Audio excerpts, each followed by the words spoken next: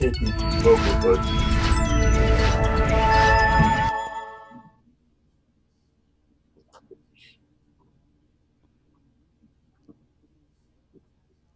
It's frozen.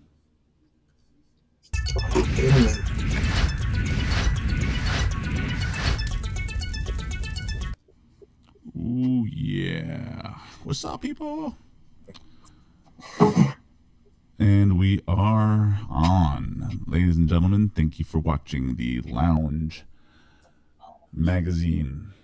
This is the Indie Lounge where we talk about independent film, independent gaming, independent arts of all kind. And I'm here with our special guests, both Chad and Matt.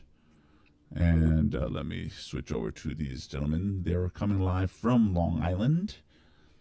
And Mr. Matt, let me just see if I can lower you there a little bit so I can get your head in there. Whoa, excellent. Anyways, these guys and I come on the TV or your computer and talk about some of the most current news relating to videos and TV and internet and gadgets and all that good stuff. How you guys doing? doing good. Ready to get on with this show. And as time goes on, we'll be kind of updating the format of the show, and we'll be also putting together some other shows. But right now, this is what we got. And so, guys, it's been a couple of weeks, I believe, since we've actually had the show going. What have you guys been focusing on? What have you been watching on TV or video or internet, gadgets? Well, we've taken some time to catch up on quite a few movies, actually. Newest being would be Dead Space Aftermath, which is a sequel to the first Dead Space movie that came out with the Dead Space video game for PlayStation. So this is part two to Dead Space 2. The movie gives you a little bit of backstory. It's a pretty intriguing story. Yeah, I thought it was interesting. I mean, I haven't played the game, but the storyline is pretty deep. Kind of reminds you of Alien a little bit, the way everything plays out, but it's still a good story. I had some questions with the animation and the character designs, and the whole art style. I really didn't care for it because it didn't capture the essence of Of the what storyline. the story was about, because the story is very dark and kind of real gritty, but the art didn't give you that feel. But I still enjoyed the storyline. Now, I did watch the first one. Dead Space is a video game, but I think it's kind of more horror. Yeah, And is it a first-person shooter? Is that what that is? No, it's a third-person shooter, actually. Okay. And Yeah. and now is there a version that's online gameplay, or is it strictly like a storyline driven? You just play it through. The first game is basically story driven. The second game that just came out, that's well, story driven again, but it does have multiplayer attached to it. And depending on which system you purchase your game on, you can also get more backstory if you have the PS3 one, because they provide you with a mini game they came out with on the Wii called was it Dead Space Extraction, I believe it is, or Extinction, I believe it is. Yeah. Okay. So it's two games in one for the PlayStation 3. Now, I noticed also there's been a number of years between the games, right? Yes. And there's also now. Is there any comic books related to this game? Do you know? Several comic books, there's graphic novels. Yeah. Cool. There's a lot of backstory information that's provided through other parties, books, movies, whatever you want, pretty much to get information on it. It's there. It'll provide something for you, whatever you want to go to. All right.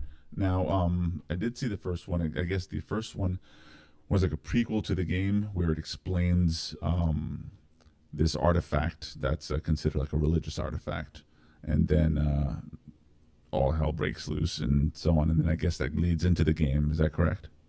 Yes, yes. The artifact actually, though, or the marker, as it's called, belongs to what they this a church called Unitology, a faith they call Unitology. Um, the mark is actually misrepresented. They misunderstand some whatever information they got from back in the days regarding this marker as it being a holy relic. That's not actually what it is. It was actually designed to block or keep the creatures where they were on this particular planet, which the game takes you to. Okay, and then I guess humans at that of their world kind of interfered and I guess opened this thing. They've opened the gate. Yes. All right. Well, that being said, then And worms. I know Apple just recently released their version of Dead Space. Oh, not Apple. Forgive me. The same game company released an Apple iPad version. You can actually play it on the iPhone, and graphics are great. I think the gameplay is very similar. But it's supposed to give a prequel also to the Dead Space 2, is my understanding. Are you familiar with that at all? I purchased a game several days ago. I'm just on the first level. It provides another side of the story so far is what I'm getting. Gameplay is actually pretty cool for an iPad game. The graphics are pretty decent, and just about all the weapons and capabilities you have in the actual console game is available on the iPad, which is pretty slick. Okay. Very cool. Now, is there anything else you wanted to end off with the video? No, that's about it. Moving right along. We just like to cut things right in the middle of a conversation, like, and the movie's about, and that's it. But okay. So next story. Let's see. We were kind of talking about some of this stuff before going on, and we were excited about Sony releasing a new version of what we would call the PSP because that's what we're familiar with, but they have a different name for it. Take that. Well, actually, it's a code name they're going by right now, which is called the NGP. They'll most likely, when it gets closer to the actual release date, possibly call it the PSP2. Okay. I don't have to put that over your head, but we did have a slight conversation earlier. Okay, so to touch upon this, this is the little gizmo here, and one of my comments that I told these guys is I felt that the PSP was a fail. Now, here's why. Here's my argument as to why. PSP, made by Sony. PlayStation did great. It's an amazing console. They followed up with the PlayStation 2. Now you might want to lower your speakers as I think I hear myself. Okay. Go ahead. The PSP was a weird experiment in handheld gaming. Now I think they were one of the first, if not the first, to come out with a really nice advanced gaming console in your hand, right? Correct. But they tried to do something funky with it. They used primitive technology, like a disc. And not only did they try to do that, but then they tried to come up with a whole new movie format called UMD, which lasted probably about 6 months to a year before they realized, dang, we effed this up. I mean, they just... It was more like a year and a half to two, but okay. I don't even think it lasted that long. But fine, no, it didn't. Let's just give it that. Because most stores pulled it out within the first 6 months to a year. And so after a while, because they didn't sell. They didn't sell, nobody wanted to see a movie like this. Now, which is interesting because the iPhone, which can also now play movies, of course, you can rent movies, you can watch Netflix on it and all that stuff. You wouldn't think. But the reason it works, it's not so much the small screen, it was what they were charging for those freaking discs. Okay. They were charging an arm and a leg, and it's a little movie like this small, and you're paying $30 to $50. And nobody was going to go for that. I mean, it didn't even make sense as a market to do it. Movies were $20 on UMD. Oh, then stores were overpricing. but even $15 would have been too much. Now, for the value of what it was. Now, as an experiment, I mean, it's ingenious. I mean, it held a lot of data, but it was just primitive technology. It's moving parts on a product that was designed to be portable. We know just by being in the car with a CD player that unless that thing has some really major, what do you call that? Where it saves a certain amount of data inside some. You know what I'm talking about? You don't know what I'm talking about. You give me this. No, I understand. I understand perfectly what you're saying, but you can't say that the PSP was a failure due to its UMD. All right, granted, maybe the movies It was a major money loss on that. on for the movies, granted, yes, that is true. But Sony was feeling themselves a bit. They knew they were getting ready to come out with Blu-ray. All right, so that was their lapse. Well, yes and no. It follows a long history of Sony thinking that they're the bomb, and they were for a long period of time. But when it came to the digital world, the digital age, outside of their DVDs and their CDs, they don't get it. I don't believe they get the market. They saw the iPod come out, and they tried to come out with their own MP3 players. And those MP3 players, guess what? They didn't play MP3s. They tried to come out with their own audio format that nobody on the planet conformed to. They think that just because they can invent a disc and nobody else thought about doing a disc, that, well, they're the geniuses and everybody's just going to use that and that becomes the standard. But then they cut off everybody's capability of creating that disc. If they had at least opened up that standard, it might have taken off. But they're so caught up in themselves that they failed in the MP3 market. They failed in the UMD market. The game console. They failed in the UMD market only with video media. Wrong. Only with video Wrong. media. The games were having trouble selling because then they had to update the firmware just to be able to get chips to transfer games or save games. UMDs is the exact reason why. When's the last time you saw a PSP UMD game? Unused. I just picked one up recently. What are you talking about? Are you telling me they're still offering UMD games? Yes, they are. The reason why the PSP Go is not making any money, the reason why they ditched it and there's now a PSP 2 is due to the fact that they ditched the UMDs. Everybody has stacks of UMD games, but the new PSP, you couldn't play it. You couldn't do anything with it. God of War just dropped a UMD game last year, at the end of last year. UMD media for video purposes alone, granted, yes, it did fail. But for the games, that's not the case. And if you want to talk about the games, if there's any problems with the games, it's because everybody right now is trying to do a cross-platform thing. And when you get a decent game on the platform, they poured it out to a PSP, they poured it out to the Nintendo DS, and the games are chopped. Original games, though, that come out for the PSP are great games. You cannot deny that. Their playability is awesome. The graphics is awesome. The capabilities of the PSP alone is ridiculous. All right? For the geeks out there who know what I'm talking about, this might as well be a walk-around PC in your hand. It's another portable PC device. I agree. It's cumbersome. It's worse usability-wise than a PC, but yes, they made it pretty capable. For the input, I'll say yes. Yeah, I mean, I don't want to use a little joystick to type stuff. To come out like a keyboard and all, which they wind up not bringing out over here in this market. But its capabilities alone are completely ridiculous. All right, so that being the case, and they now have their NGP. What makes it good? What's the coolness factor? What should people look forward to on that? A quad-core processor. How many handhelds do you know right now with a quad-core in it? Cortex A9 processor.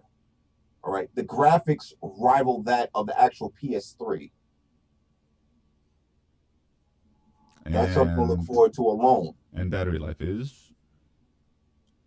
All right, granted, there might be some battery problems, but we don't know yet. What they're doing right now for the NGP, which is a PSP2, the code name for the PSP2, once again, is that they're making it known to the market now to get Extra publishers batteries? to come aboard Okay. to support what they have. But now, besides just the processor, all right, you have a front screen touch screen. The rear of the 5-inch screen, the very back of the PSP has another touch screen. All right, there was complaints originally that all the handhelds that came out were missing all the buttons that the actual consoles had. That opens up a whole new door regarding the way you can go about controlling and manipulating your gameplay. So that makes up for the lack of two bumpers that are usually you find on a PlayStation 3. All right, the touch screens just open up so much. You also have dual analog controllers, which was another major complaint, which everybody felt they were cheated out of. This is going to be like playing the PlayStation 3 right there on the train, bus, wherever you are. It's going to be just like it, if not a little better. And it still has the motion sensors built into it, the 6-axis control that you find in a PS3. Yeah. I'm here. I'm listening. I'm all ears. Okay. So, Well, that's just that's just for starters. We're not even talking about the games that they're trying to port specifically for it. This machine is going to be amazing. Once again. All right, granted, it might not be on the level of a Nintendo 3DS, and that's simply because their market is completely different than the PSP. PSP is for hardcore gamers. Nintendo, not so much. They don't aim for real gamers. They aim more so for the family people. They're more family oriented and more for children. so here's a question. I noticed on the graphic that we're looking at, it has a 3G. Do you know anything about that? Matt, let them know. It has the 3G connectivity, the Wi-Fi. It has a compass, like you said, the motion sensors in the compass, in order to like you said, the button configuration on the game. You're going to be able to use it in a 3D-like environment and be able to touch, grab, push, pull, and use the 6-axis motion sensor. And like you was telling me earlier, if somebody's sniping, So kind of like an iPhone. PSP up and look around, survey the land, and track you and find your target. So it's That's like, better than the PlayStation 3. Yeah, so it's like the iPhone. iPhone is not using their capabilities the way the PSP2 is. Oh no. It's not as of yet, at least. Well, the iPhone is. The programmers aren't. Now there are some point and shoot games out there right now, on the iPhone that do use the entire ability to turn around and you're basically looking almost like not virtual reality but augmented reality, within the game. And I have a couple of those games and it actually gets me dizzy. But that's just me. So I'm not saying that's going to be an effect to everybody, but. Yeah, I mean, it's crazy. It's like looking in through a 3D window, and you're turning around, and all your accesses and up and down, and you get to aim at everything and just shoot. And in fact, I believe I think I showed you that game called, where it's kind of like a game show, and you're just killing a bunch of zombies. Now you can use your fingers to aim, but you can also tilt and move around in that gaming environment. But anyway, that's a whole other conversation. So that's going to be pretty cool. That's pretty impressive. That I'm sure the graphics, especially with 4 processors, are going to be really incredibly impressive. Since that sounds like more processors than the PlayStation 3. Is there anything else we should know before we go to the next story? Well, despite the fact that they failed in their UMD video market, the PSP still at this very date has sold 62 million worldwide. And That's I'm at $300 a pop. and give or take a few more dollars here in different countries, it made $20 billion. I don't think that's a failure. Now, keep in mind, ladies and gentlemen that are watching, I'm the devil's advocate. So here's my poke. So 67 million, that's a lot by any standards. But when we're looking at things like the iPhone, which is a very odd product, it's a phone, it's a computer, it's a word processor, it's a Skype video connector, it's a They have Netflix the same watcher. thing for the PSP. Yeah, Oh, all of that. Wait, I'm not done yet. It's a GPS system. It's all this other stuff, and Right. it broke the mold of what a phone can do, and basically what I'm alluding to is how PlayStation's or Sony's releasing their version of a phone slash PlayStation portable thing. Right. But how do you think these two will compete? How do you think things like the iPhone and the iPod Touch, how do you think that affected this new product?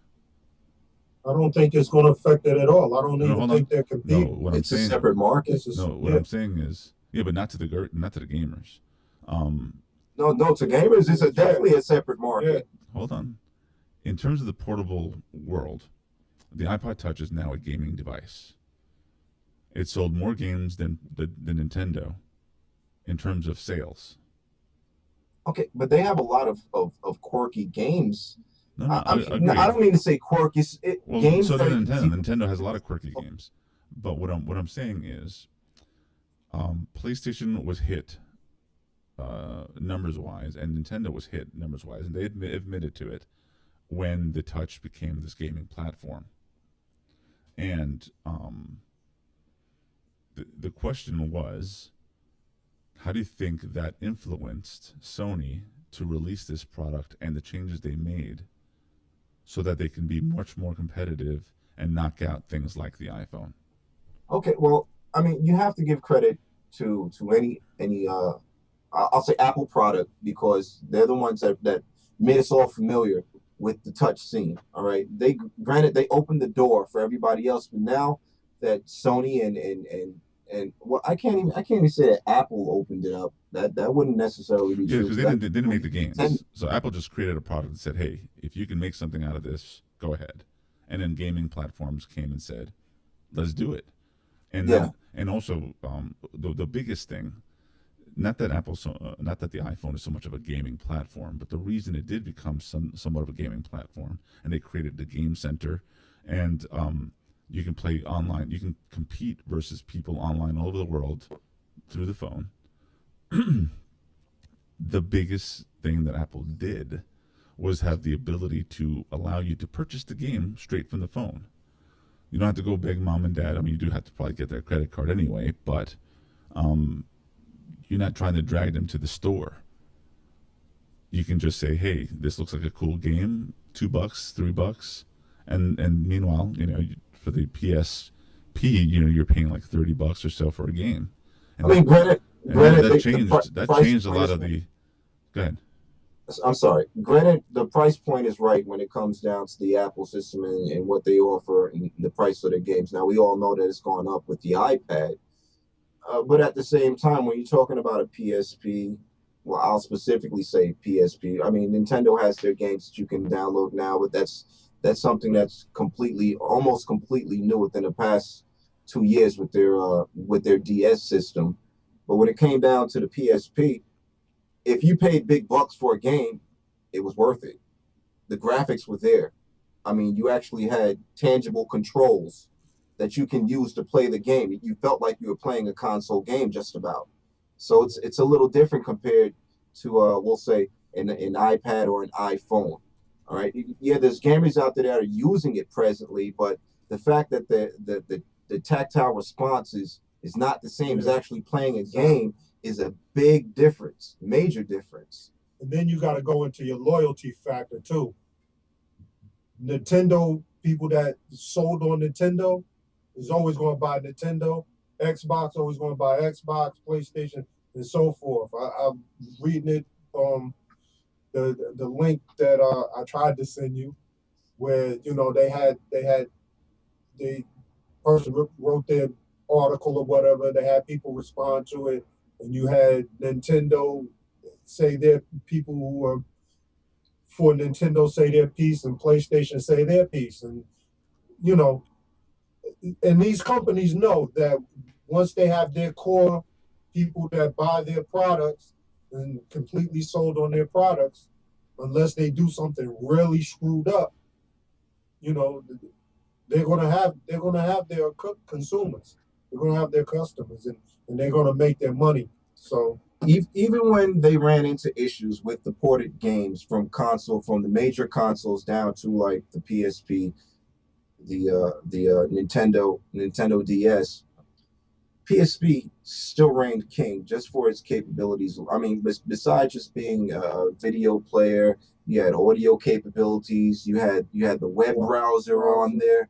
There was so much that you can do. The hacking capabilities alone with a PSP blow the Nintendo DS out of the water. And I'm talking strictly for hardcore gamers and tech heads.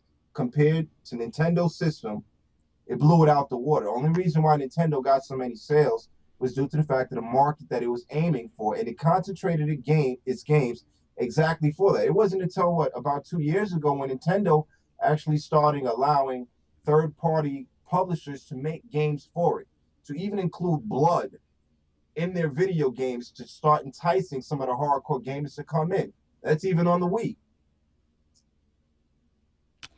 Okay, I think we talked that one to death. All right, next story up. Next story up, we were talking about a robot replacing somebody at school. Telepresence in the school. All right, so tell us a little bit about this one. Okay, hold on. I'm sorry. There's a young man. I don't recall exactly what state it is. If you just give me a moment. There's a young man who has some sort of immunodeficiency, which is actually he's actually using a telepresence while he's at home. He sends his robot into school, and he's, through telepresence, obviously attending school this way due to his sickness, which is kind of incredible at this, at this stage of the game to be able to do that. So from my understanding, what you're saying, he's at home because he has a certain illness. He can't really attend school. They can't maybe not afford tutors, or he's too advanced to have certain tutors, or something to that effect.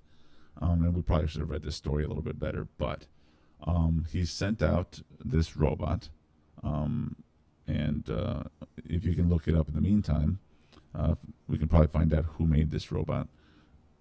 He has, it looks like a webcam and a screen that shows him on the screen, so that he can drive this around the school as if he was a student and have a virtual reality version of himself.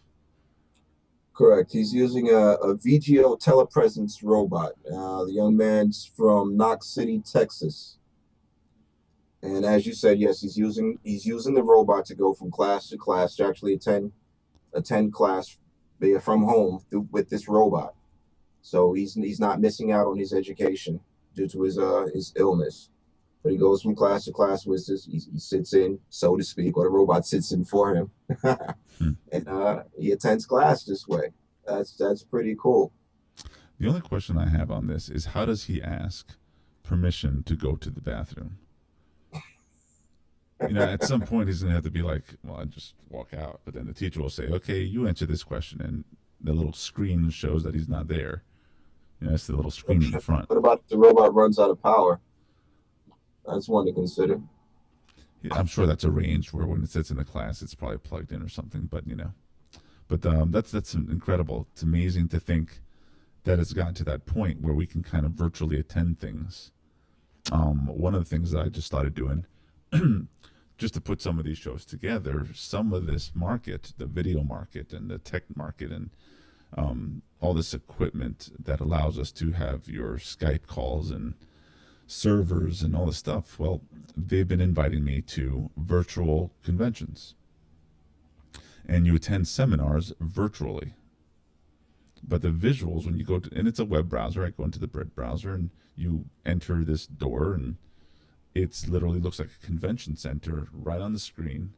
And you choose, it has all these brands and posters and stuff, just like if you were at the Jacob Javits Center.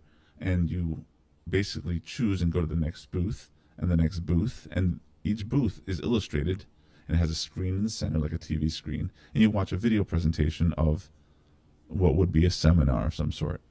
And they review all their equipment. And what's cool is that you can actually click on the equipment. It tells you all the specs. And what's amazing about that, it's like a weird telepresence convention type of thing, is that you don't have to go through all these crowds. You're not bumping into people. You're not like looking over people's shoulders just to see what the latest and greatest is. And, it may not be related to what we're talking about, but technology is allowing us now to just be places without having to be places. I mean, here we are having a conversation. You guys in Long Island, I'm in freaking Georgia. And this is going to become the mainstream. Well, this is the exact technology that this robot is using, though. The same thing we're doing right here. Exactly. The advantages to it, except with wheels, are countless at this point. Yeah, I mean, it's got wheels and he can go around. So, I mean, definitely. And and you and I, we chat all the time. I use the iPhone with Skype, and I'm in the car and we're video chatting as I'm driving down the road. Don't get me wrong, I'm not like staring at the screen, but we're here now. All right, next story. You were talking about we got into Android. The new Honeycomb operating system. Now, those who are either iPhone or Android tech heads, the Honeycomb operating system is the next level of the Android operating system, specifically designed for tablets. So what can you tell me about that? To be perfectly honest, the actual Honeycomb Android, I can't say that I ever used. I'm not a particular big fan of something I can't say that I've used. I'm familiar with the iPad. What impressed me about this particular article that I read was the fact that they were capable of porting a full game from a console system to a tablet and not lose any content.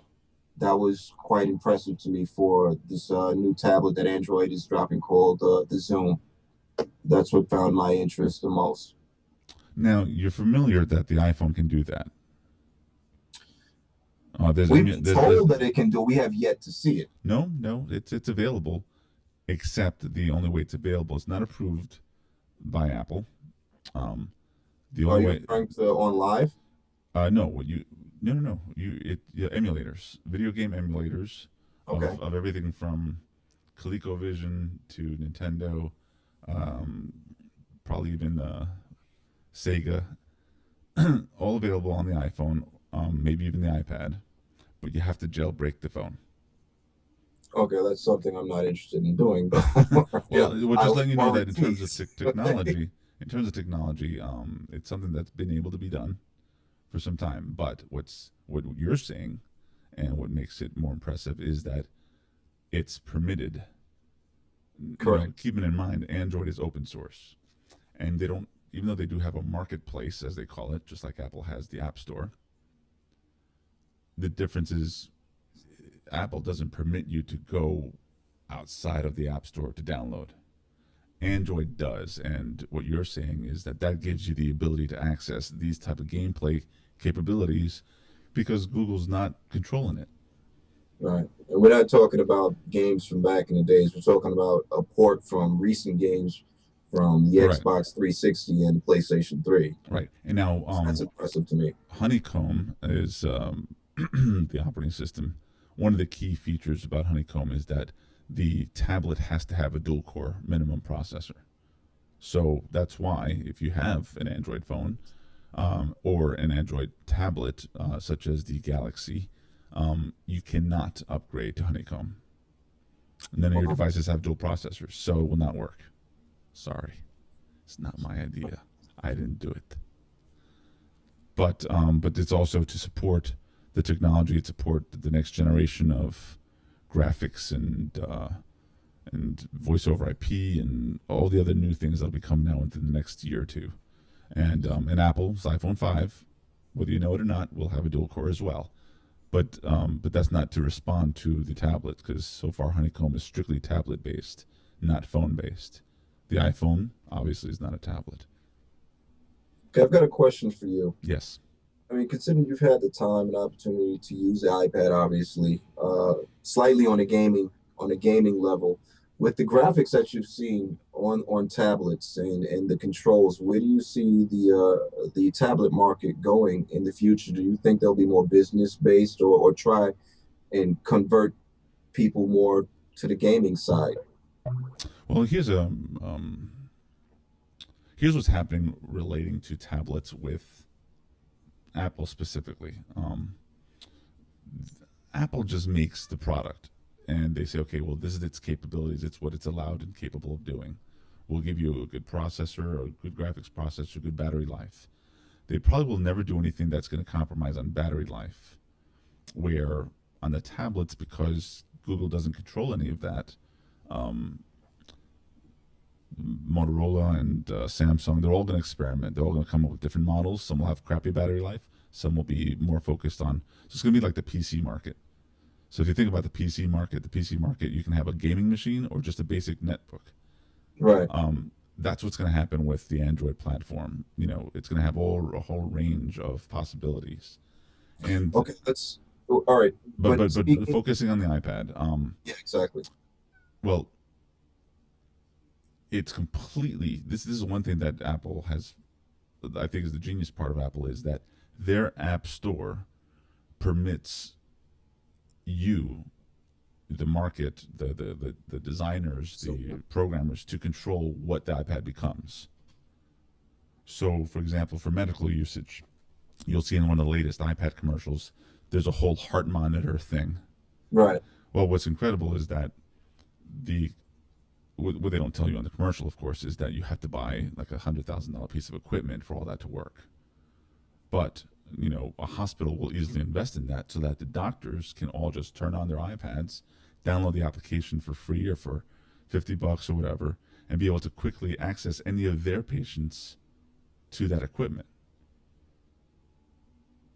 just to see how their heart rate's doing, just to see what the condition's doing, and then be able to access data from the patients. So one thing that's interesting about Apple is that because of their dock connector and their wireless thought process, they've created an infrastructure for anybody to just roll with. So you can rent a car from the iPad or the iPhone.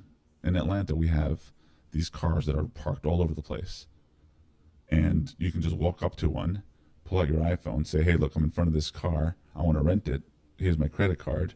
It'll unlock the car, and then you do your food shopping, whatever, come back, park it, you pay, and you're done. Wow. So, this alarm systems, some of the most current vehicles are allowing you to access and control your car from the iPhone. So, I mean, they created it so that it's robust. Just now, a bunch of senators are using the iPad strictly in the government. It's the fact that all these applications are existing that you can use these products, and Google and Android and all that stuff is going to be able to do the same thing, but Apple kind of outsmarted them all at first, so they got first dibs, and people just adapted to it. Oh, by the way, rumor is next week they might be announcing the iPad 2. Mm. So just thought I'd drop that in. It's a rumor though, so I didn't say nothing. All right, and your source being top secret. Where should we look for this announcement? I don't know. All right, buddy. Anyways, All right. so that's the story with Android and Honeycomb. Cool deal. And and the talent market's going to blow up this year. It's going to be everybody. There's going to be tons of stuff to choose from.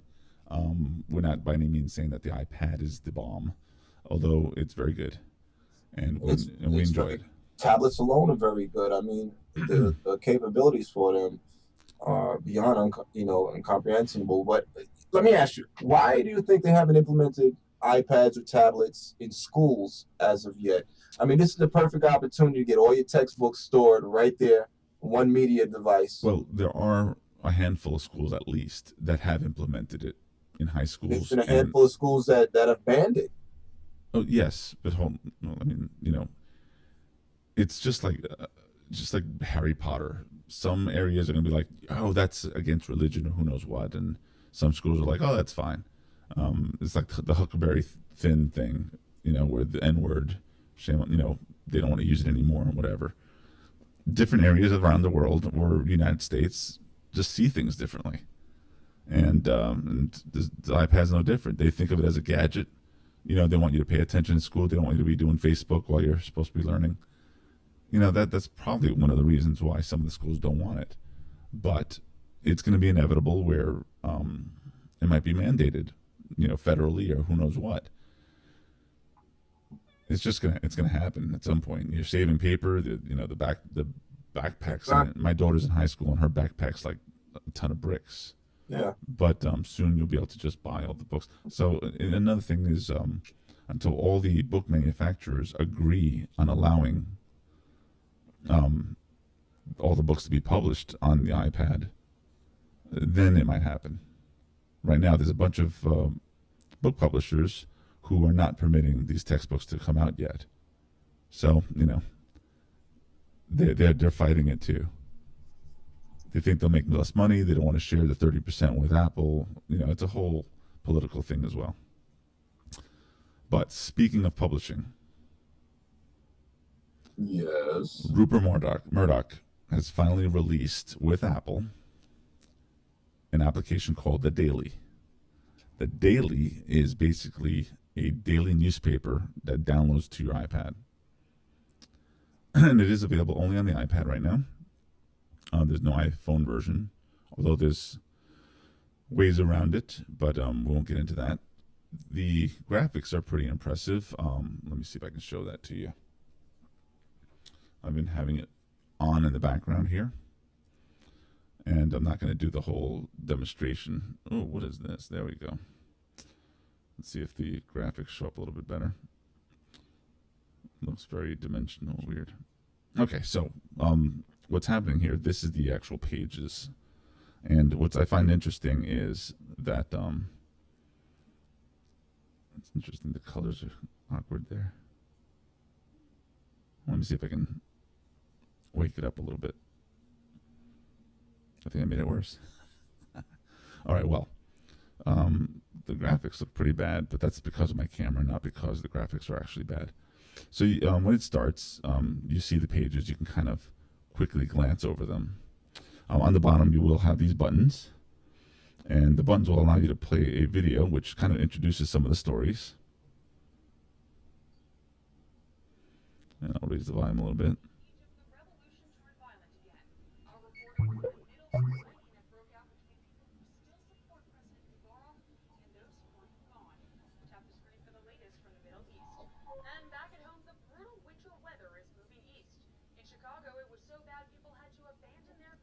So it starts off with this little video intro, and of course the video intro will only work with Wi-Fi, but you can manually play it if you're on 3G. There's also an audio version, which will go through at least one story per topic, and the topics are news, sports, gossip, and so on. You can double tap on the page, and it looks like a magazine layout. It actually is pretty much, the same layouts as you'd have as a newspaper or magazine. And on some of them, you'll have some video or a slideshow photographs on the and you can still flip through the pages. One of the cool things I liked, you got animated graphs. One of the things I liked is if you tap the top, you get to see all the pages again without having to flip through them. And let me go through. The Super Bowl's coming up soon, and I hope I can release this show before the Super Bowl happens. But one of the cool things on the Super Bowl ones is a sneak peek of the stadium, which I thought was impressive.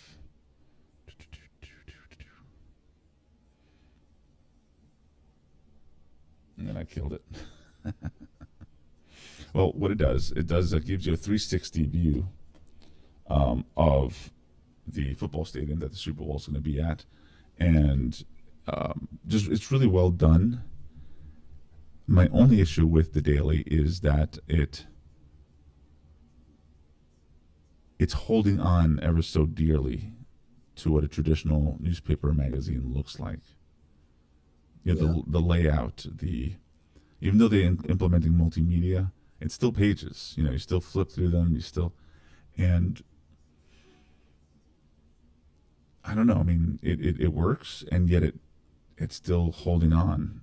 I feel like there's some kind of there's something they're not letting go to make this really stand out. But that being said, I believe it's either $1 a day or $1 a week. Wow. You can pay $40 for the year, and it updates daily. And sometimes during the course of the day, it'll update some of the stories. Each one is about 100 pages long or more, and it, it has all these topics. Not all the stories update daily, so some stories might last a few days, and it's free right now for 2 weeks. So it really gives a chance for anybody who has an iPad to just jump in and mess with it and see if this truly is going to be the future of publishing. So, I mean, Now, I like it. I might pay for it for a little bit just to feel it out, but but we live in an age where you don't if you're not picking up a magazine and you're not picking up a newspaper now, the fact that it's still got that format might lose some people. all right. Now, is this supposed to be a newspaper or news magazine? A little bit of both. Now, I wouldn't say newspaper, even though it's daily, because a news magazine is not daily; it's usually weekly or something. So it's daily, and because it's daily, they kind of try to call it a newspaper. But but I wouldn't say it's exactly a newspaper because you don't have it doesn't seem like it has as many articles. Right. It seems more like a news magazine. The information seems, I guess, kind of generic. Well, that as well as you know what? I just realized why the thing was acting up. It's because of the blue screen. Okay. So that let me see if I can kill that. And ladies and gentlemen, if you see blue behind me, do not panic. Pow. But let's see if this will look better. And that's what it was. Yes, it was. I mean, the photography, the graphics, it is pretty impressive. What's also nice is if you turn it sideways, it gives you more.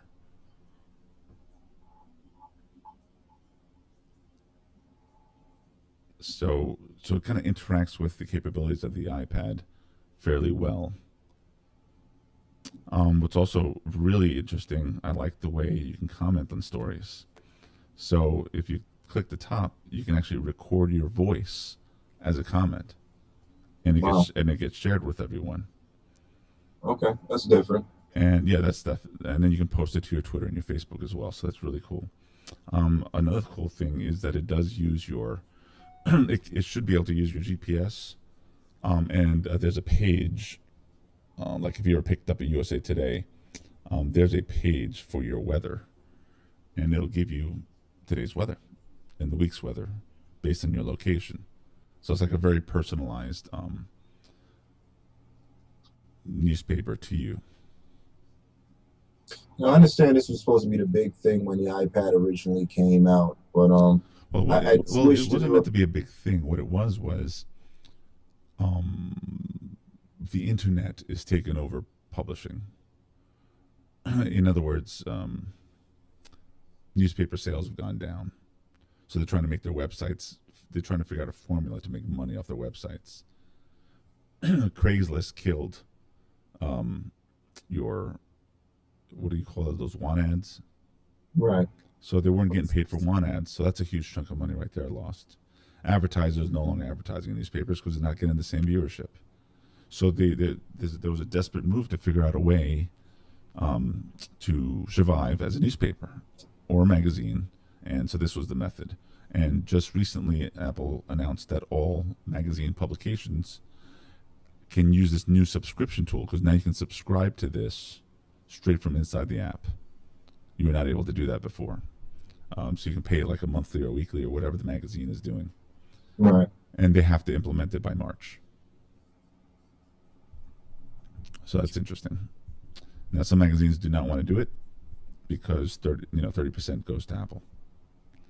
But at the same time, they're paying a chunk to supermarkets and locations for delivery and all this. So this is a very efficient, non-costly way. So Murdoch announced that he was spent about $36 million in development, and they're considering that money as thrown away. They're not trying to recoup that, but they spend $500,000 either a week or a month to develop each issue. But there's so much more money that could be made by not actually having to put out a physical magazine or paper. I mean, it's almost like a win-win situation. Why isn't there more people jumping on the bandwagon? Well, because keep in mind that just like the record industry and the film industry, they think that the physical product will develop more money for them. There's like a more value to it. You know, you can keep it. And it's been a business model for almost 100 years. So for them to change a 100-year-old business model, mentally it must be very hard to do. And then where do you recoup the money from? So the iPad is just a year old now. Right. So it's not in their business plan 5 years ago to say, well, we'll develop an electronic version that's going to work on a tablet. It just happened. I guess what I'm saying is I feel there should be a greater push towards digital media. I'm not saying to eradicate the physical as of right now, but it should be a larger push. So many people that are slow moving towards it. I mean, I agree. If you consider the fact that reporters are fighting for their jobs, right? So they go out and they write some stories and then they submit it. Now they got to go out and videotape. You know what I'm saying? You know, they have to create the multimedia if they want to survive in this market now. I mean, it's like a whole career change. You can text and chat on your phone. You can do the same with video, okay? Exactly. But, for example, the New York Times right now just launched the ability for the reporters to use iPhones to record their video stories. That's pretty huge. Okay, it didn't take a genius to figure that out. I mean, it does shoot 720p. What's the problem here? Well, I wasn't doing it before.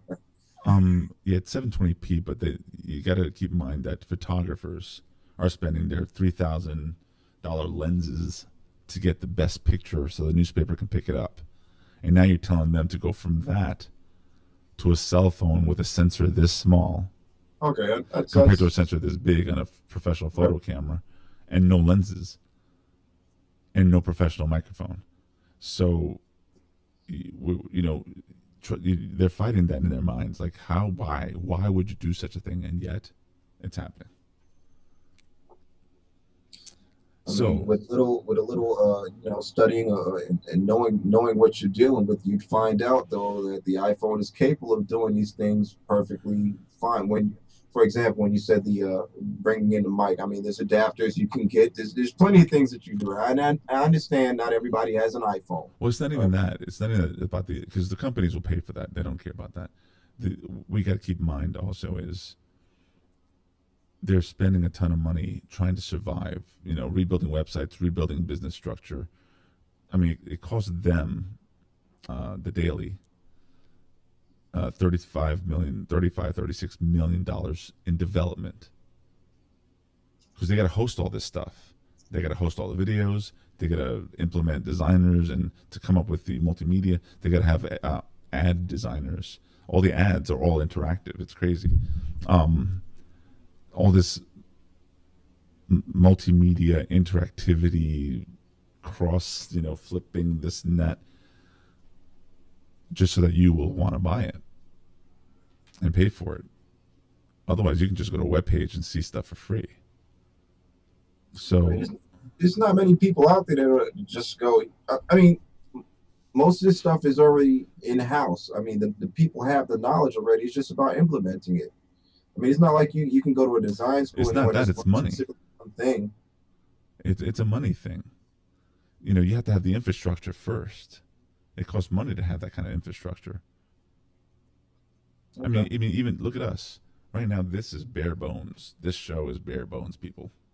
I did not spend thousands upon thousands of dollars on this, but I'm going to be competing with your mainstream television shows, which spend millions just on a camera. All right. So Okay. anyway, so that's that story. Moving it along. And moving it along. New, like right now, as we speak, people were able to buy a Verizon iPhone. 3 o'clock in the morning, they opened the website to allow people to pre-order, or get their pre-orders and order online, or go to their stores and pick up an iPhone. And about an hour in, their website went kaput. The demand. Sounds familiar. Yeah. and what's funny is that the day before they said, "Oh, we're ready for this. We have prepped. We have learned from AT&T's experience." And the website went down. You were not able to access it. And then about a few hours after that, I don't know exactly how many hours, they said, "Okay, you can't pre-order anymore." So thank you, Verizon. And that ends that story. But I mean, there's not much else to say. Those who are going after Verizon to get the iPhone, keep in mind there will be some differences. One being the internet on Verizon is going to be slower, and they will be throttling your internet access. So they don't want you to be greedy. If you're the person that's watching Netflix every day and Facebooking and uploading videos like crazy, they will be controlling your speed so you don't take away from everybody else who does not have an iPhone. You will get spanked. So keep that in mind, because they're doing it. I just put a story up on my Facebook. They're doing it. So they put a change in their policies to do that, and they can do it. The government hasn't stepped in. They haven't said anything yet because it's just starting to happen. And, I don't know. Second, if you do have the iPhone and you're surfing the web and la-di-da and somebody calls you, you just got cut off. If you're listening to your Pandora, don't expect it to go back on. So that's another thing. Don't forget cases. Oh, well, there's slight variations in their cases. Their buttons are slightly located differently. But if you didn't have an iPhone on the AT&T, it won't matter. That's irrelevant. There's already over 10 cases, maybe 15 cases available for the Verizon iPhone. And lastly, your phone connection will be better. It will definitely be better. But that's it. I've had my iPhone now, or one of many iPhones I've had, because I keep upgrading to the next one. And I don't really use the phone, so it hasn't been a problem for me. I don't make that many phone calls. But the internet I use, so speed is going to be my focus. But I do want you guys to join Verizon if that's what you're holding on for. And what's cool is that we'll be able to FaceTime each other. So more communication to family members, more communication to everyone. And I know T-Mobile's been trying to poke fun at the iPhone about the video chat. What they don't tell you is they're using Quick as their two-way video chat for one of their phones, and it's terrible. So, oh well. Not to mention, I think Quick just got bought out by either Skype or... Skype. Was it Skype? Yeah. It was Skype. So, and Skype video calling is still not available on Android, but it is available on the iPhone. So you can do that now, people. Anyway, I think that concludes our show. We've been at this for about an hour. And you guys, I appreciate your time. And we will be doing this again. And forgive my voice, but we do this late at night, and my voice gets groggy after 3 in the morning. It's only midnight. So you can only imagine how groggy it gets at 3 in the morning. And Matthew, I apologize for keeping you awake. I know it's past your bedtime, but that concludes our Anytime. show, ladies and gentlemen. Thank you for watching, and we will be continually doing this as often as we can, as long as I have blood in my veins. Have a good night. Oh, Night. wait. Oh, before I... Oof, bad on me. The Lounge Right. Magazine has been sponsored by The Art of Tees. They are the makers of really cool t-shirts. You can custom design your own t-shirt. Right now, they also have light up tees, so check out their website, theartoftees.com. Now we can end the show. Have a good night, everyone. And that's it. I don't have any end words. I got to come up with something. How about peace? Peace, y'all. Later. Thank you. All right.